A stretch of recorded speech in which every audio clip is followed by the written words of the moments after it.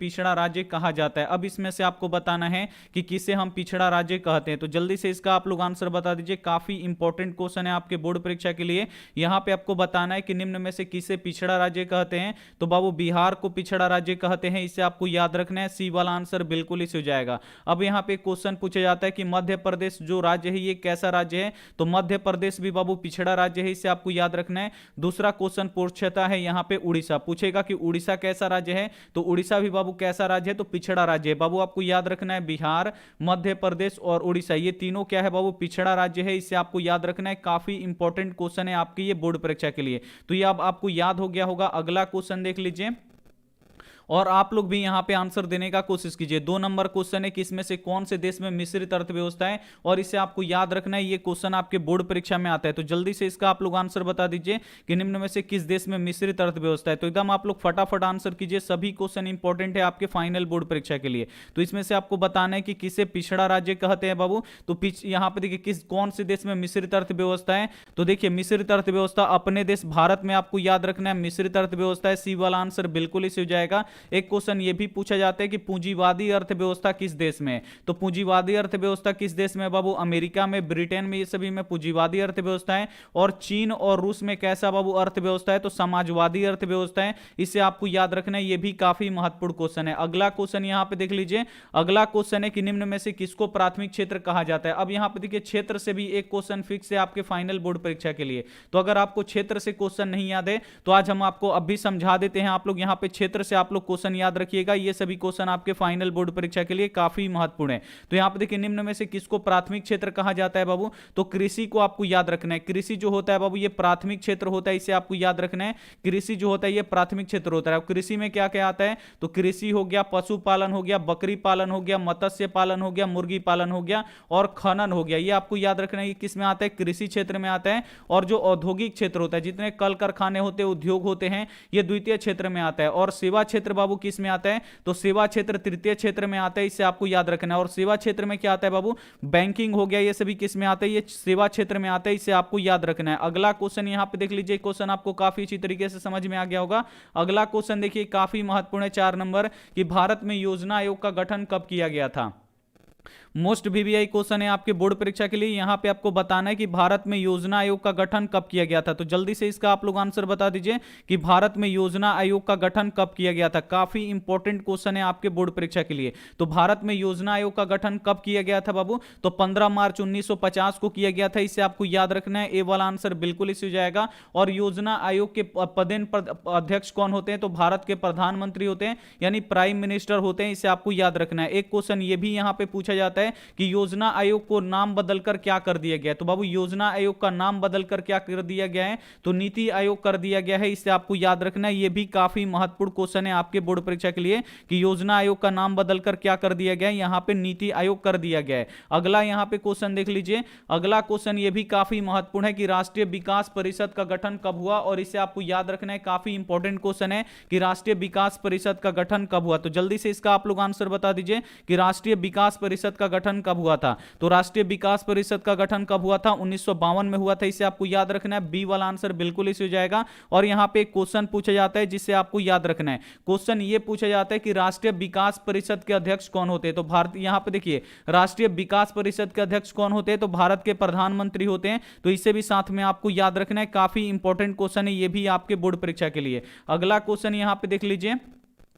अगला क्वेश्चन है यहाँ पे 6 नंबर क्वेश्चन है कि योजना आयोग को भंग करके कौन सा आयोग बना। मोस्ट वीवीआई क्वेश्चन है और ये क्वेश्चन आपके बोर्ड परीक्षा में आता है कि योजना आयोग को भंग करके कौन सा योजना बनाया गया, ये आपको बताना है। काफी इंपॉर्टेंट क्वेश्चन है सभी आपके फाइनल बोर्ड परीक्षा के लिए। तो सभी बच्चे एकदम आंसर यहाँ पे बताएंगे। और जो भी बच्चे वीडियो को लाइक नहीं किए तो प्लीज आप लोग एक बार वीडियो को लाइक कर दीजिए। यहाँ पे आपको बताना है कि योजना आयोग को भंग करके कौन सा आयोग बनाया गया था बाबू, तो नीति आयोग बनाया गया था। क्या आपको बताना है कि नीति आयोग बनाया गया था। यहाँ पे ए वाला आंसर बिल्कुल इस हो जाएगा। अब यहाँ पे एक क्वेश्चन पूछा जाता है कि भारत में नीति आयोग का गठन कब हुआ था। तो भारत में नीति आयोग कब बना था बाबू, तो आपको याद रखना है 1 जनवरी 2015 को बना था। कब बना था बाबू, 1 जनवरी 2015 को बना था, इसे आपको याद रखना है। अगर यह भी क्वेश्चन आ जाए कि नीति आयोग के अध्यक्ष कौन होते हैं, तो नीति आयोग के भी अध्यक्ष कौन होते हैं बाबू, भारत के प्रधानमंत्री होते हैं, इसे आपको याद रखना है। अगला क्वेश्चन देख लीजिए। अगला क्वेश्चन यहां पे देखिए कि नोबेल पुरस्कार से सम्मानित बांग्लादेशी अर्थशास्त्री हैं और यह भी क्वेश्चन बोर्ड परीक्षा में पूछा पूछा जाता है कि नोबेल पुरस्कार से सम्मानित बांग्लादेश के कौन अर्थशास्त्री हैं, ये आपको बताना है। तो प्रोफेसर मोहम्मद यूनुस है, इन्हें आपको याद रखना है। काफी इंपॉर्टेंट क्वेश्चन है आपके बोर्ड परीक्षा के लिए, क्वेश्चन बोर्ड परीक्षा में आता है। यहां पे सी वाला आंसर क्या हो जाएगा, बिल्कुल इसी हो जाएगा। अगला क्वेश्चन यहां पे देख लीजिए, अगला क्वेश्चन यहां पे देखिए 8 नंबर क्वेश्चन है कि किसने कहा बिहार के बिना भारत का विकास संभव नहीं है। तो यहां पे आपको याद रखना है कि किसने कहा बिहार के विकास के बिना भारत का विकास संभव नहीं है। तो किसने कहा था बाबू, तो डॉक्टर एपीजे अब्दुल कलाम जी ने कहा था। इसे आपको याद रखना है। यहां पे बी वाला आंसर बिल्कुल इसे हो जाएगा। एक क्वेश्चन ये भी पूछा जाता है कि भारत का मिसाइल मैन किसे कहा जाता है। तो भारत का मिसाइल मैन किसे कहा जाता है बाबू, तो डॉक्टर एपीजे अब्दुल कलाम जी को कहा जाता है। इसे आपको याद रखना है। अगला क्वेश्चन देख लीजिए, अगला क्वेश्चन है यहाँ पे 9 नंबर की, जिस देश की राष्ट्रीय आय अधिक होती है वह देश कहलाता है। मोस्ट वीवीआई क्वेश्चन है आपके बोर्ड परीक्षा के लिए। यहां पे आपको बताना है कि जिस देश का राष्ट्रीय आय अधिक होगा वह देश क्या होगा, ये आपको बताना है। तो वह देश कैसा होगा, तो वह देश विकसित होगा। इसे आपको याद रखना है। यहां पे बी वाला आंसर बिल्कुल इसी हो जाएगा।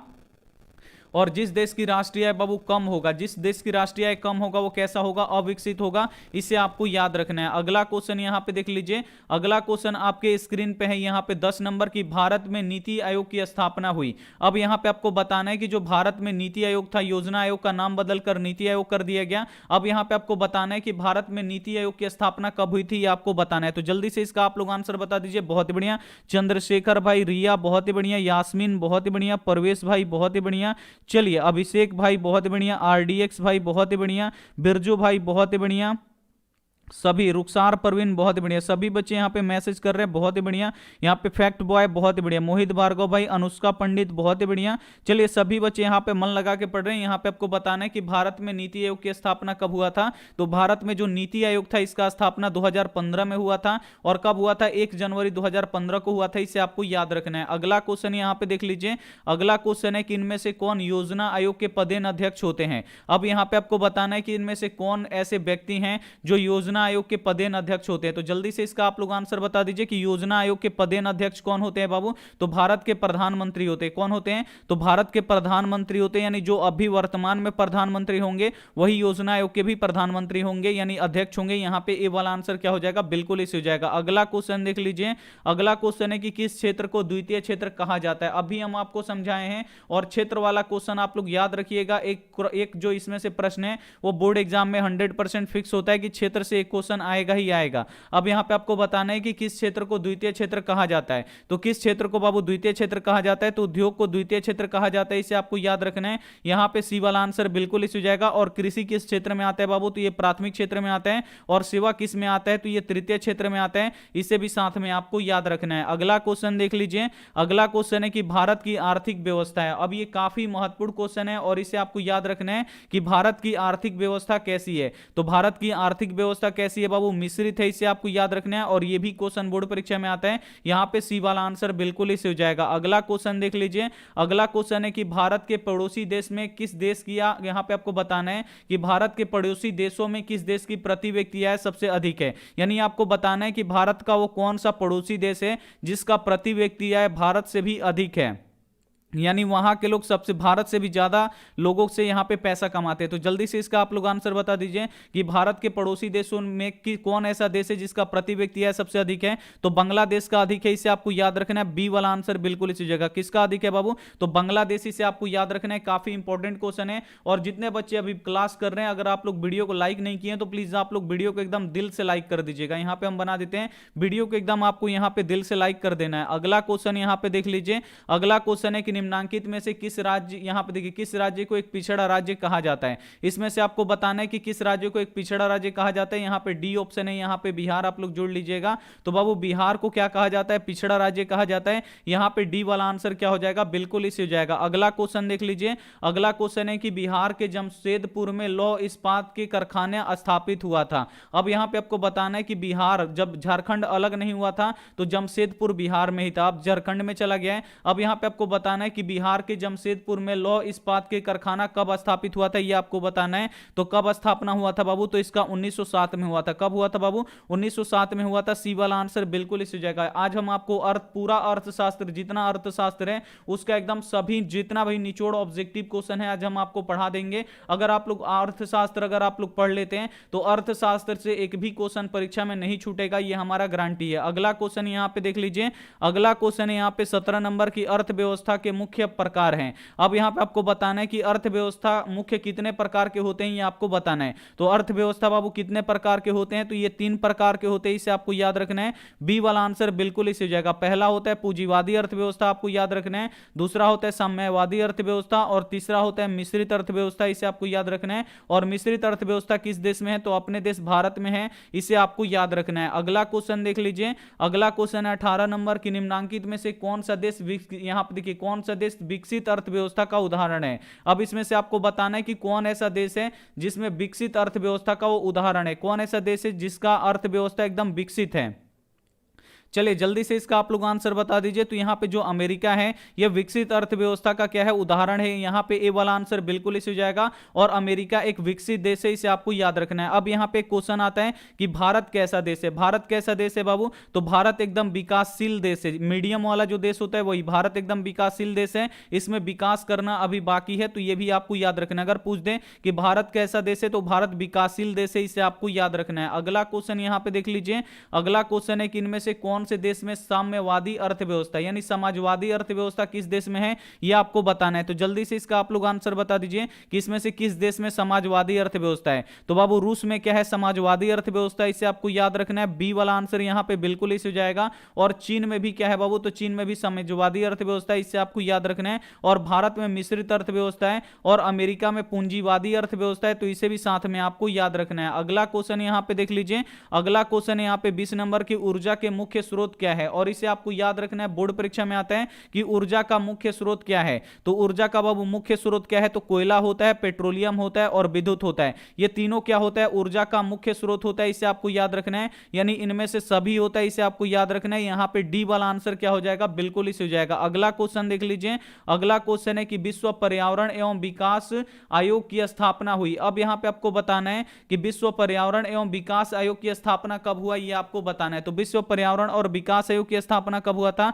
तो 1983 में हुआ था, इसे आपको याद रखना है। यहां पे बी वाला आंसर बिल्कुल इसे हो जाएगा। अब यहां पे क्वेश्चन पूछे जाते हैं कि विश्व पर्यावरण दिवस कब मनाया जाता है। तो विश्व पर्यावरण दिवस बाबू कब मनाया जाता है, तो 5 जून को मनाया जाता है, इसे आपको याद रखना है। और यह क्वेश्चन बोर्ड परीक्षा में पूछा जाता है। और ओजोन दिवस कब मनाया जाता है, तो 16 सितंबर को मनाया जाता है, इसे आपको याद रखना है। अगला क्वेश्चन देख लीजिए। अगला क्वेश्चन है यहां पे कि बिहार के जीवन यापन का मुख्य साधन है। और यह क्वेश्चन बोर्ड परीक्षा में पूछा जाता है कि बिहार के जीवन यापन का मुख्य साधन क्या है। तो बिहार में जीवन यापन का मुख्य साधन क्या है बाबू, कृषि है, इसे आपको याद रखना है। ए वाला आंसर बिल्कुल इसी हो जाएगा। और बिहार में सबसे अधिक क्या होता है, तो कृषि होता है। और कृषि क्षेत्र से बिहार में 80% लोग यानी 2/3 2/3 लोग क्या है, कृषि क्षेत्र से जुड़े हैं, इन्हें आपको याद रखना है। और महिलाएं कितना जुड़ी हुई हैं, तो बिहार में महिलाएं हैं ये कृषि कार्य से 40% जुड़ी हुई है, इसे आपको याद रखना है। और बिहार में कौन सी मिट्टी सबसे अधिक पाई जाती है, तो जलोढ़ मिट्टी सबसे अधिक पाई जाती है, इसे आपको याद रखना है। अगला क्वेश्चन यहां पे देख लीजिए। अगला क्वेश्चन है 23 नंबर और इस क्वेश्चन को आपको याद रखना है कि भारत की प्रथम पंचवर्षीय योजना का कार्यकाल था। अब यहां पे आपको बताना है कि जो भारत में पहला पंचवर्षीय योजना चला था यानी 5 साल का जो योजना होता था उसे पंचवर्षीय योजना कहा जाता है। और भारत में जो प्रथम पंचवर्षीय योजना था इसका कार्यकाल कितना का था, यह आपको बताना है। बहुत बढ़िया, कितना का था बाबू, तो 1951 में पंचवर्षीय योजना शुरू हुआ और ये 5 साल का था बाबू, तो ये 1956 से 56 तक चला। यहां पे क्या हो जाएगा, बी वाला आंसर बिल्कुल इस हो जाएगा। 1951 से क्या, तो 1956। बहुत ही बढ़िया, इसे आपको याद रखना है। और पंचवर्षीय योजना का शुरुआत किसने किया, किस प्रधानमंत्री ने पंचवर्षीय योजना का शुरुआत किया था बाबू, तो भारत के पहले प्रधानमंत्री पंडित जवाहरलाल नेहरू जी ने शुरू किया था, तो इसे भी साथ में आपको याद रखना है। अगला क्वेश्चन यहां पे देख लीजिए। अगला क्वेश्चन है 24 नंबर की, निम्नलिखित में से कौन मिश्रित अर्थव्यवस्था की विशेषता है। अब यहां पे आपको बताना है कि निम्नलिखित में से कौन मिश्रित अर्थव्यवस्था की विशेषता है। तो मिश्रित अर्थव्यवस्था में क्या होता है बाबू, कि निजी क्षेत्र भी आता है, सार्वजनिक क्षेत्र भी आता है। निजी क्षेत्र यानी क्या होता है, जो प्राइवेट होता है यानी जो खुद का होता है वो भी आता है, और जो सार्वजनिक यानी जो सरकारी होता है वो भी आता है। तो मिश्रित अर्थव्यवस्था में क्या होता है बाबू, यहां पे ए और बी दोनों आता है।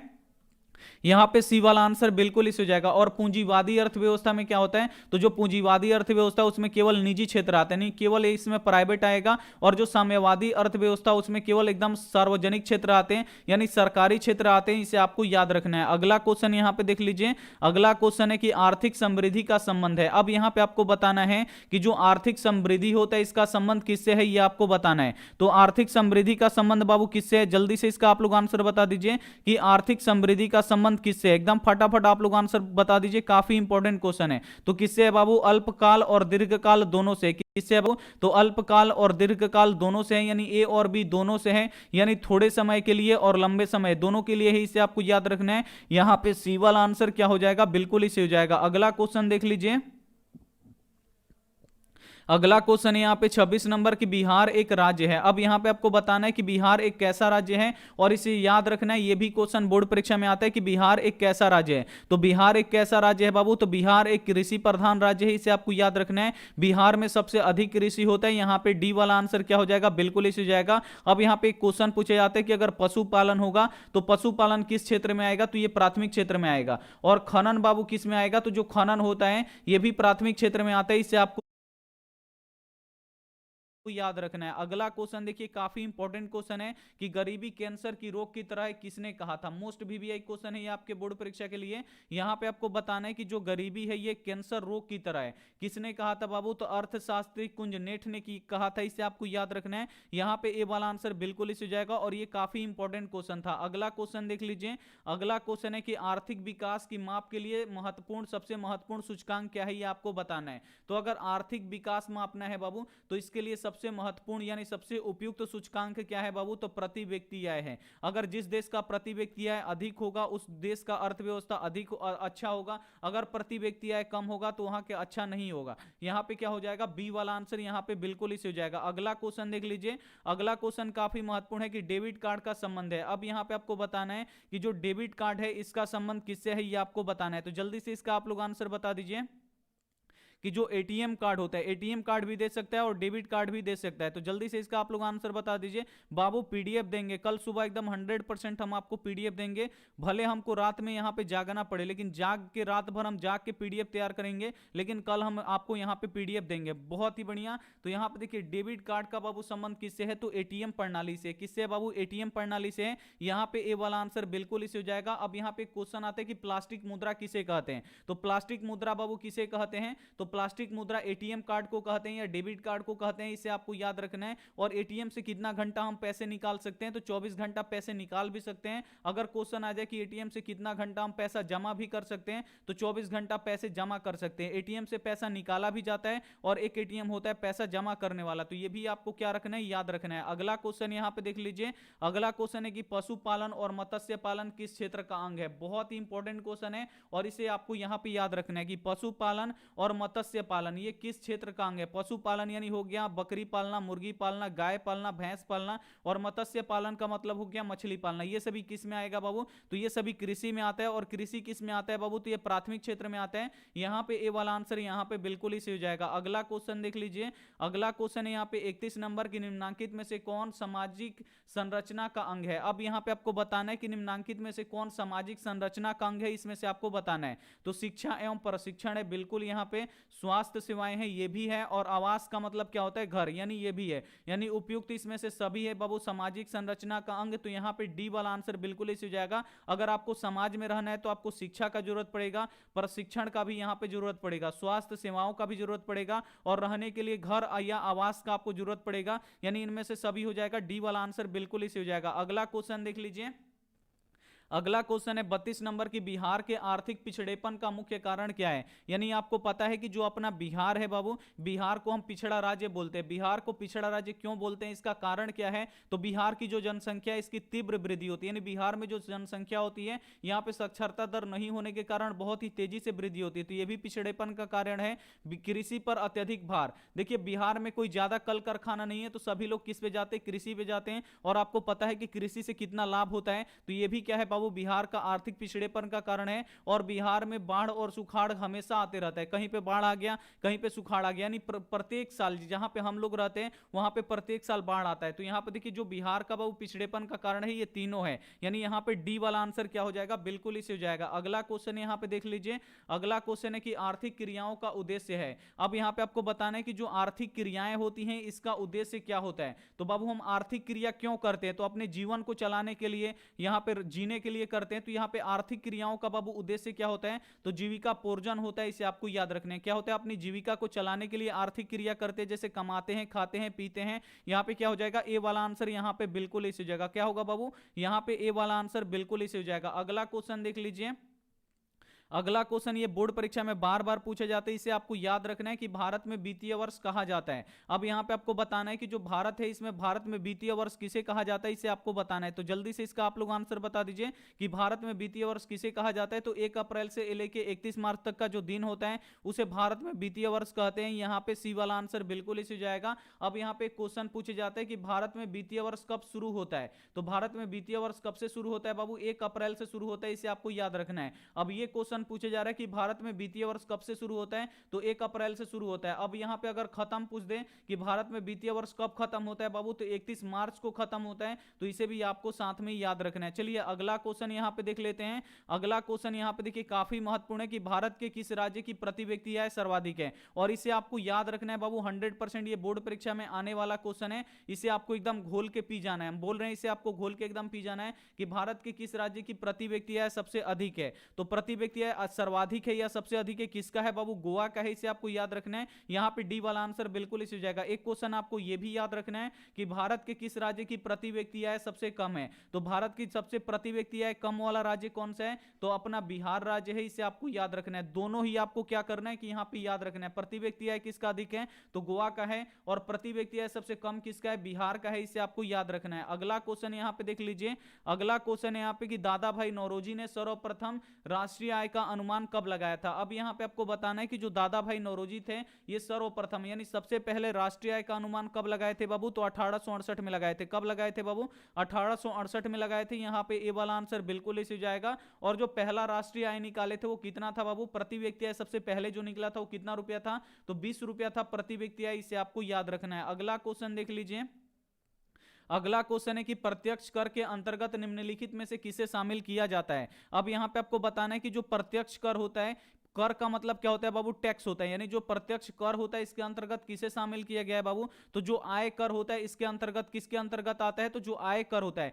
यानी अगर हम मान लीजिए कि 1 लाख रुपया महीना कमाते हैं तो क्या होगा कि इसमें से कुछ पर यहां पे पैसा हमको सरकार को देना पड़ेगा। ये 100% यहां पे ये है, नहीं दीजिएगा आपको जेल हो जाएगा। अगर आप लोग 1 लाख रुपया कमाते हैं, आप लोग 50,000 से ज्यादा रुपया कमाते हैं, 70-80 हजार रुपया महीना कमाते हैं, तो इसमें क्या होगा कि टैक्स के रूप में सरकार को देना पड़ेगा। अगर आप लोग नहीं दीजिएगा तो जेल भी हो जाएगा। तो देखिए जो आय कर होता है यानी जो हम लोग कमाते हैं वो किस में आता है बाबू, अगर हमको टैक्स देना होता है तो किस में आता है, तो ये प्रत्यक्ष कर में आता है, इसे आपको याद रखना है। अगला क्वेश्चन यहां पे देख लीजिए, अगला क्वेश्चन है कि कार्य के बदले जो पारिश्रमिक मिलता है उसे क्या कहते हैं। अगर हम मान लीजिए कि कहीं पे काम करते हैं, अगर मान लीजिए कि हम कहीं पे काम करते हैं और काम करने के बदले हमें जो पारिश्रमिक मिलता है, यानी जो काम करने के बदले में जो फल मिलता है उसे क्या बोलते हैं बाबू, आय बोलते हैं। क्या बोलते हैं, इसे आय बोलते हैं, इसे आपको याद रखना है। यहां पे बी वाला आंसर क्या हो जाएगा, बिल्कुल इसे हो जाएगा। क्या बोलते हैं बाबू, आय बोलते हैं। व्यय का मतलब खर्चा होता है, तो व्यय नहीं होगा, क्या होता है बाबू, आय होता है, इसे आपको याद रखना है। अगला क्वेश्चन यहां पे देख लीजिए, अब ये भी क्वेश्चन आपको याद रखना है। दोनों क्वेश्चन आपको काफी याद रखना है, एक राज्य वाला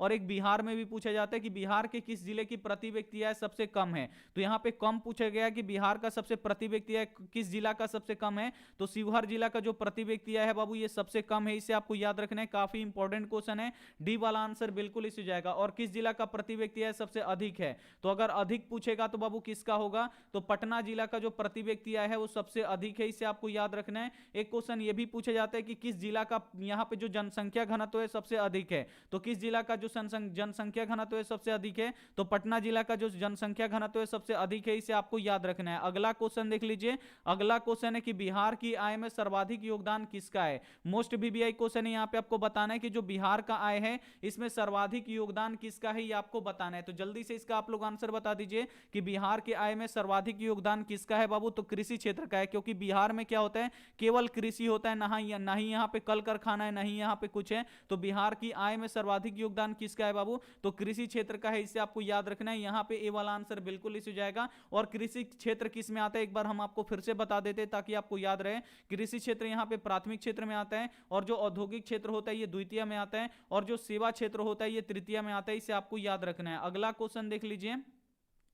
अगला क्वेश्चन है कि मनुष्य के आर्थिक जीवन में सबसे महत्वपूर्ण क्या है। मोस्ट वीवीआई क्वेश्चन है और इसे आपको याद रखना है कि मनुष्य के आर्थिक जीवन में सबसे महत्वपूर्ण क्या है। तो मनुष्य के बाबू आर्थिक जीवन में सबसे महत्वपूर्ण क्या है, अगर ये क्वेश्चन आ जाएगा तो आप लोग क्या जवाब दीजिएगा। तो मनुष्य के आर्थिक जीवन में सबसे महत्वपूर्ण मुद्रा है, पैसा है। आजकल पैसा है तो सब कुछ है, और पैसा नहीं है तो मान लीजिए कुछ भी नहीं है। तो यहां पे क्या हो जाएगा, बी वाला आंसर यहां पे बिल्कुल ही सही हो जाएगा। अगला क्वेश्चन यहां पे देख लीजिए। अगला क्वेश्चन है कि मुद्रा के कार्य हैं, और इसे भी आपको याद रखना है, काफी इंपॉर्टेंट क्वेश्चन है। यहां पे आपको बताना है कि इसमें से मुद्रा का कार्य कौन कौन सा है, ये आपको बताना है। तो मुद्रा का कार्य क्या होता है बाबू, मूल्य का मापन होता है, मूल्य का संचयन होता है, और मूल्य का भुगतान होता है। यानी इनमें से तीनों क्या है बाबू, मुद्रा का कार्य है। इसे आपको याद रखना है, काफी इंपॉर्टेंट क्वेश्चन है। यहां पे डी वाला आंसर क्या हो जाएगा, बिल्कुल इसे हो जाएगा। अगला क्वेश्चन यहां पे देख लीजिए। अगला क्वेश्चन है यहां पे 43 नंबर की, विनिमय का सर्वोत्तम माध्यम है। जल्दी से इसका आप लोग आंसर बता दीजिए कि विनिमय का सर्वोत्तम माध्यम क्या होता है। चलिए जल्दी से इसका आप लोग आंसर बता दीजिए। बहुत बढ़िया मिस भारती, नीरज गुप्ता बहुत बढ़िया, साहेब भाई बहुत बढ़िया, चलिए अमित कुशवाहा,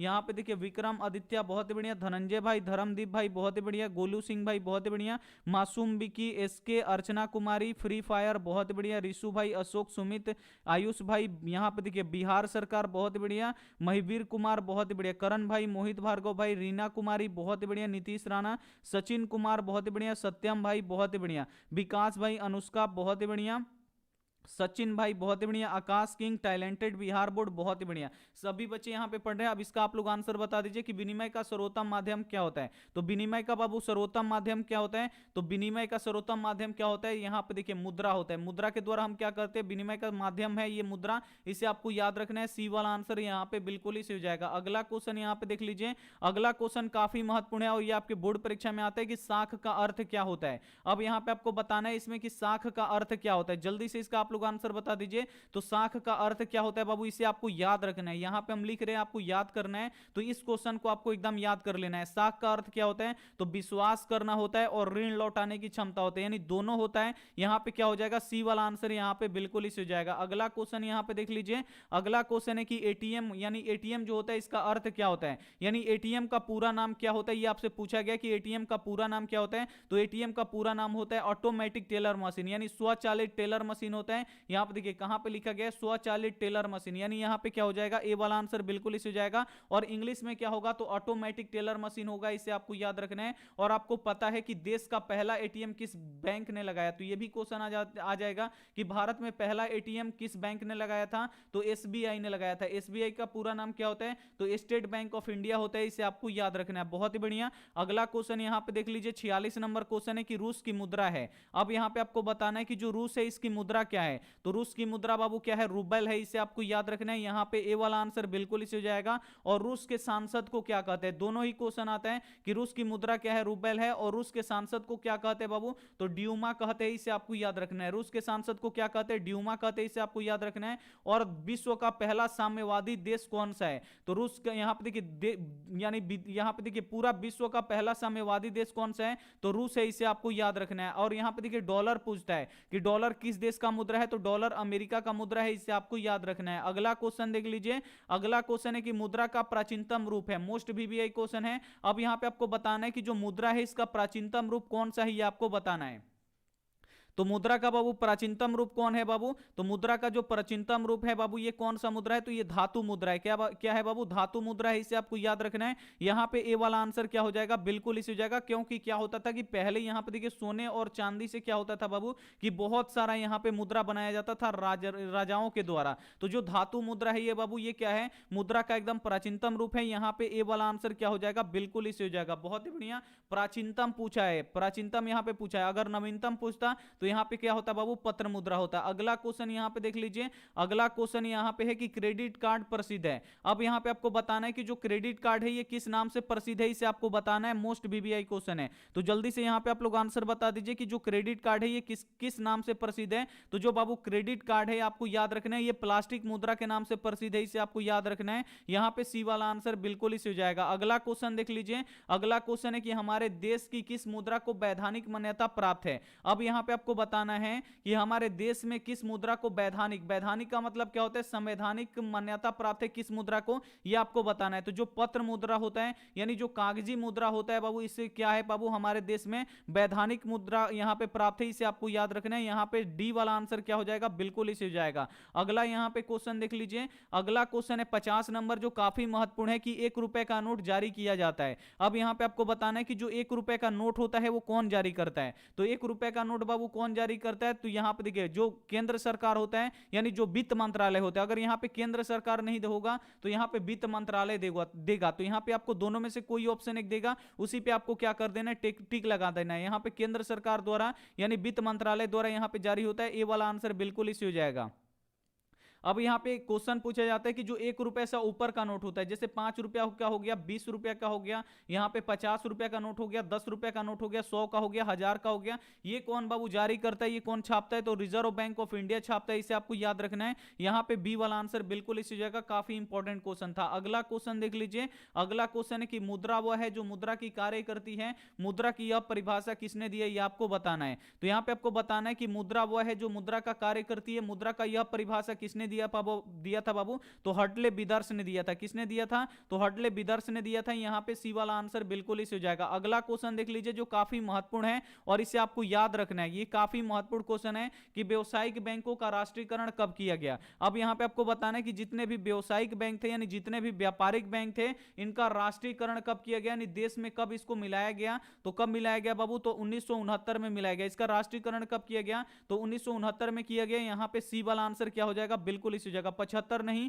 1969 क्या हो जाएगा, यहां पे राइट आंसर हो जाएगा। बहुत ही बढ़िया। अगला क्वेश्चन यहां पे देख लीजिए, अगला क्वेश्चन है कि भारत की वित्तीय राजधानी किस शहर को कहा जाता है, और इसे आपको याद रखना है। यह क्वेश्चन बोर्ड परीक्षा में आता है कि भारत की वित्तीय राजधानी किस शहर को कहा जाता है। तो भारत में बाबू वित्तीय राजधानी किस शहर को कहा जाता है, तो मुंबई को कहा जाता है, इसे आपको याद रखने। काफी इंपॉर्टेंट क्वेश्चन है। यहां पे ए वाला आंसर क्या हो जाएगा, बिल्कुल ही सही हो जाएगा। एक क्वेश्चन यह भी पूछा जाता है कि भारत का वेलिकन सिटी किसे कहा जाता है। तो भारत का बाबू इलेक्ट्रॉनिक उद्योग का नगरी या वेलिकन सिटी किसे कहा जाता है, तो बेंगलोर को कहा जाता है। तो इसे भी आपको याद रखना है। अगला क्वेश्चन देख लीजिए, अगला क्वेश्चन है कि भारत का केंद्रीय बैंक कौन सा है। अब यहां पे आपको बताना है कि भारत का केंद्रीय बैंक कौन सा है। तो भारत का केंद्रीय बैंक कौन सा है, रिजर्व बैंक ऑफ इंडिया है। यहां पे ए वाला आंसर बिल्कुल इसे जाएगा। और जो रिजर्व बैंक ऑफ इंडिया है इसका स्थापना कब हुआ था, ये क्वेश्चन आता है कि रिजर्व बैंक ऑफ इंडिया का स्थापना कब हुआ था। तो इसका स्थापना कब हुआ था बाबू, 1 अप्रैल, आपको याद रखना है 1 अप्रैल 1935 को हुआ था। कब हुआ था, तो 1 अप्रैल 1935 को हुआ था। और इसका मुख्यालय कहां पे है, तो रिजर्व बैंक ऑफ इंडिया का मुख्यालय कहां पे है, मुंबई में है, इसे आपको याद रखना है। और रिजर्व बैंक ऑफ इंडिया को क्या बोला जाता है, बैंकों का बैंक बोला जाता है। अगर क्वेश्चन आ जाए कि बैंकों का बैंक किसे कहा जाता है, तो बैंकों का bank reserve bank of India को कहा जाता है, इसे आपको याद रखना है। अगला क्वेश्चन देख लीजिए, अगला क्वेश्चन है कि दीर्घकालीन ऋण प्रदान करने वाली संस्था है। अब यहां पे आपको बताना है कि भारत में कौन दीर्घकालीन ऋण प्रदान करती है, यानी लंबे समय के लिए कर्जा कौन देती है, यह आपको बताना है। काफी इंपॉर्टेंट क्वेश्चन है ये आपके बोर्ड परीक्षा के लिए और इसे आपको याद रखना है। तो भारत में बाबू यहां पे देखिए दीर्घकालीन ऋण प्रदान करने वाली संस्था कौन सी है बाबू, तो भूमि विकास बैंक है। कौन है बाबू, आपको याद रखना है, भूमि विकास बैंक है, इसे आपको याद रखना है। सी वाला आंसर यहां पे बिल्कुल इसी हो जाएगा। सभी बच्चों का यहां पे सी आंसर आ रहा है, बहुत ही बढ़िया। अगला यहां पे क्वेश्चन देख लीजिए, अगला क्वेश्चन है कि निम्नलिखित में से कौन सा संस्थान भारत में मुद्रा जारी करने के लिए अधिकृत है। अब इसमें से आपको बताना है कि कौन सा संस्था है जो भारत में मुद्रा जारी करने के लिए अधिकृत है, उसको मुद्रा जारी करने का पावर दिया गया है, कौन है ये आपको बताना है। तो जो रिजर्व बैंक है इसको क्या है बाबू, भारत में मुद्रा जारी करने के लिए इसको अधिकार दिया गया है। यहां पे ए वाला आंसर बिल्कुल इसी जगह। और भारत में बाबू नोट कौन छापता है, तो यही रिजर्व बैंक ऑफ इंडिया छापता है, इसे आपको याद रखना है। अगर ये क्वेश्चन आ जाए कि भारत का सबसे बड़ा बैंक कौन सा है, तो भारत का बाबू सबसे बड़ा बैंक कौन सा है, आप लोग आंसर क्या दीजिएगा, तो स्टेट बैंक ऑफ इंडिया दीजिएगा। इसे आपको याद रखना है, क्योंकि जो रिजर्व बैंक ऑफ इंडिया होता है ये वित्तीय बैंक होता है, इसे आपको याद रखना है। अगला क्वेश्चन यहां पे देख लीजिए, अगला क्वेश्चन है कि गैर संस्थागत वित्त प्रदान करने वाला सबसे लोकप्रिय साधन है। अगर गैर संस्थागत वित्त यानी अगर आपको प्राइवेट यहां पे कर्ज लेना है, लोन लेना है, तो इसके लिए लोकप्रिय साधन क्या है बाबू, तो महाजन है। आज भी अगर किसी को कर्ज लेना होता है तो किसके पास जाते हैं, तो गांव के जो महाजन होते हैं, जो सेठ होते हैं, उनसे क्या करते हैं कि सूद पे रुपया ले लेते हैं। तो यहां पे क्या हो जाएगा, बी वाला आंसर क्या हो जाएगा, यहां पे बिल्कुल इसे हो जाएगा। अगला क्वेश्चन देख लीजिए, अगला क्वेश्चन है यहां पे कि आर्थिक विकास का तीसरा क्षेत्र क्या है। मोस्ट वीवीआई क्वेश्चन है ये आपके बोर्ड परीक्षा के लिए, तो जल्दी से इसका आप लोग आंसर बता दीजिए, जल्दी से इसका आप लोग आंसर बता दीजिए कि आर्थिक विकास का यहां पे आर्थिक विकास का तीसरा क्षेत्र क्या है, ये आपको बताना है। जल्दी से इसका आप लोग आंसर बता दीजिए। तो आर्थिक विकास का बाबू तीसरा क्षेत्र क्या है, तो आर्थिक विकास का तीसरा क्षेत्र सेवा क्षेत्र है, इसे आपको याद रखना है। यहां पे क्या हो जाएगा, डी वाला आंसर बिल्कुल इसे हो जाएगा। अगला क्वेश्चन देखिए, क्वेश्चन ये भी पूछता है कि सेवा क्षेत्र को हम कितने भागों में बांट सकते हैं। तो जल्दी से इसका आप लोग आंसर बता दीजिए कि जो सेवा क्षेत्र होता है इसको हम कितने भागों में बांट सकते हैं। और सेवा क्षेत्र किस में आता है, तृतीय क्षेत्र में आता है। और सेवा क्षेत्र को हम कितने भागों में बांट सकते हैं, तो सेवा क्षेत्र को हम लोग 2 भागों में बांट सकते हैं, इसे आपको याद रखना है। अगला क्वेश्चन देख लीजिए, अगला क्वेश्चन है कि कौन सी सेवा गैर सरकारी है। अब इसमें से आपको बताना है कि कौन सी जो सेवा है जो गैर सरकारी है, इसमें आपको बताना है। तो जल्दी से आपका यहां पे आंसर बता दीजिए कि इसमें कौन सी सेवा है जो गैर सरकारी है। चलिए जल्दी से इसका आप लोग आंसर बता दीजिए। एक सेकंड हम यहां पे देख लेते हैं, चलिए कोई बात नहीं है, हम यहां पे देख लेते हैं। 47 बच्चे बोल रहे हैं, यहां पे हम देख लेते हैं। मुद्रा का प्राचीनतम रूप क्या है, तो मुद्रा का प्राचीनतम रूप क्या है बाबू, जल्दी से यहां पे आप लोग आंसर बताइए। आप लोग बोल रहे हैं कि मुद्रा का प्राचीनतम रूप है, तो मुद्रा का प्राचीनतम रूप क्या है, इसका एक बार आप लोग आंसर बता दीजिए। चलिए इसका आप लोग लिख के आंसर बता दीजिए कि मुद्रा का प्राचीनतम रूप क्या है। तो मुद्रा का प्राचीनतम रूप क्या है, जल्दी से इसका आप लोग आंसर बताइए, जल्दी से इसका आप लोग आंसर बताइए। वस्तु मुद्रा, वस्तु मुद्रा थोड़ी होता है बाबू। मुद्रा का प्राचीनतम रूप क्या है, तो धातु मुद्रा है। पहले यहां पे देखिए धातु मुद्रा, यहां पे वस्तु मुद्रा थोड़ी होता है। पहले के जमाना था कि वस्तु से वस्तु को क्या किया जाता था, खरीदा जाता था। तो ये मुद्रा थोड़ी था बाबू, इसका नाम मुद्रा थोड़ी था। मुद्रा क्या है, मुद्रा का प्राचीनतम रूप का मतलब क्या है, यानी कौन सा इसमें मुद्रा का प्राचीनतम रूप है, तो जो बाबू धातु मुद्रा होता था, यानी जो धातु से मुद्रा बनाया जाता था, जैसे सोना चांदी से पहले बनता था, जैसे राजा महाराजा होते थे, तो इन्होंने ही तो मुद्रा का यहाँ पे शुरुआत किया था। तो मुद्रा बाबू किससे बनता था, तो यहाँ पे किससे बनता था, सोना और चांदी से बनता था। तो सोना चांदी क्या है, धातु है, तो ये धातु मुद्रा यहाँ पे सबसे प्राचीनतम होगा। यहां पे अगर आप लोग बोलिएगा वस्तु मुद्रा, तो यहां पे ये गलत है। क्या है बाबू, यहां पे धातु मुद्रा है, इसे आपको याद रखना है। क्या है बाबू, धातु मुद्रा है, इसे आपको याद रखना है। चलिए अगला क्वेश्चन यहां पे देख लीजिए, अब आपका कंफ्यूजन यहां पे दूर हो गया होगा। अगला क्वेश्चन यहां पे देख लीजिए। अब ये क्वेश्चन अगर आपको याद नहीं है, अगर कहीं से आप लोग गलती याद कर लिए हैं, तो ये मत बोलिए कि हम यहां पे गलती आपको पढ़ा रहे हैं, नहीं, गलती हम आपको नहीं पढ़ाएंगे। अगला क्वेश्चन यहां पे देख लीजिए कि कौन सी सेवा गैर सरकारी, यानी आपको बताना है कि इसमें से कौन सी सेवा है जो प्राइवेट है, इसे आपको बताना है। तो बाबू प्राइवेट इसमें से कौन सी सेवा है, तो देखिए जो यहां पे मॉल सेवा होता है, जो मॉल होता है ये प्राइवेट होता है, यानी खुद किसी का होता है। यहां पे सी वाला आंसर बिल्कुल इसी जगह। और रेलवे होता है, ये सरकारी होता है। वित्त सेवा ये सरकारी होता है। जो सैनिक होते हैं, सोल्जर होते हैं, ये भी सरकारी होते हैं, इसे आपको याद रखना है। अगला क्वेश्चन यहां पे देख लीजिए, अगला क्वेश्चन है कि भारत, यहां पे देखिए भारत अंतरराष्ट्रीय स्तर पर किस क्षेत्र में महाशक्तिशाली के रूप में उभर रहा है। अब यहां पे आपको बताना है कि जो भारत है ये अंतरराष्ट्रीय स्तर पर किस क्षेत्र पर महाशक्तिशाली के रूप में उभर रहा है बाबू, तो सॉफ्टवेयर के क्षेत्र में महाशक्तिशाली के रूप में होकर उभर रहा है, इसे आपको याद रखना है। यहां पे सी वाला आंसर क्या हो जाएगा, बिल्कुल इसे हो जाएगा। अगला क्वेश्चन देख लीजिए, काफी महत्वपूर्ण है कि नरेगा के अंतर्गत ग्रामीण मजदूरों को साल में कम से कम कितने दिनों के लिए रोजगार देने की व्यवस्था है, और इसे आपको याद रखना है। यह क्वेश्चन ये ऐसे पूछ सकता है कि नरेगा में ग्रामीण मजदूरों को कितने दिनों के लिए रोजगार मिलता है बाबू, तो कितने दिनों के लिए रोजगार मिलता है, तो 100 दिनों के लिए रोजगार मिलता है, इसे आपको याद रखना है। यहां पे ए वाला आंसर बिल्कुल इसे हो जाएगा। और जो नरेगा है बाबू, ये एक राष्ट्रीय स्तर का कार्यक्रम है, इसे आपको याद रखना है। एक क्वेश्चन ये भी पूछे जाते हैं कि भारत की वो कौन सी कार्यक्रम है, यानी भारत की वो कौन सा व्यवस्था है जो भारत में सबसे रोजगार देता है, सबसे अधिक रोजगार देने वाला व्यवस्था कौन सा है, तो यही है बाबू नरेगा, इसे आपको याद रखना है। अगला क्वेश्चन देख लीजिए, अगला क्वेश्चन है कि भारत में सेवा क्षेत्र को सामान्यतः कितने भागों में बांटा जा सकता है। यहां पे आपको बताना है कि जो भारत का जो सेवा क्षेत्र है इसको सामान्यतः हम कितने भागों में बांट सकते हैं, ये आपको बताना है। तो जल्दी से इसका आप लोग आंसर बता दीजिए कि सेवा क्षेत्र को हम कितने भागों में बांट सकते हैं। तो दो भागों में बांट सकते हैं और इस क्वेश्चन को आपको घोल के पी जाना है, काफी इंपॉर्टेंट क्वेश्चन है। यहां पे ए वाला आंसर क्या हो जाएगा, यहां पे बिल्कुल इस हो जाएगा। और सेवा क्षेत्र बाबू किस क्षेत्र में आता है, तो ये तृतीय क्षेत्र में आता है, तो इसे भी साथ में आपको याद रखना है। अगला क्वेश्चन देख लीजिए। अगला क्वेश्चन है कि हमारे देश में सर्व शिक्षा अभियान शुरू हुआ। अब यहां पे आपको बताना है कि जो हमारा देश है इसमें सर्व शिक्षा अभियान कब शुरू हुआ, ये आपको बताना है। तो कब शुरू हुआ था बाबू, 2001 में शुरू हुआ था, इसे आपको याद रखना है, सर्व शिक्षा अभियान। यानी यहां पे ए वाला आंसर यहां पे बिल्कुल इस हो जाएगा, काफी इंपॉर्टेंट क्वेश्चन है। अगला क्वेश्चन यहां पे देख लीजिए। अगला क्वेश्चन है कि भारत की परिवहन सेवाओं में कौन सर्वाधिक महत्वपूर्ण है। और इस वाले क्वेश्चन में भी यहां पे बच्चे बहुत ही ज्यादा कंफ्यूजन रहेंगे। अगर हम यहां पे बोलेंगे तो इसमें बोलेंगे बच्चे यहां पे गलत है। तो सबसे पहले आपका आंसर देख लेते हैं, उसके बाद हम यहां पे आंसर बताएंगे, नहीं तो बोलिएगा कि फिर गलत बता रहे हैं। यहां पे देखिए आपको बताना है कि भारत की परिवहन सेवाओं में सर्वाधिक महत्वपूर्ण कौन है, यह आपको बताना है। तो जल्दी से इसका आप लोग आंसर बता दीजिए।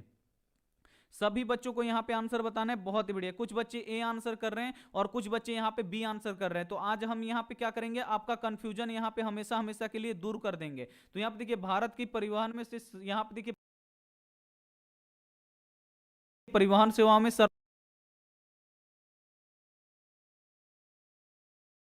सर्वाधिक महत्वपूर्ण क्या है।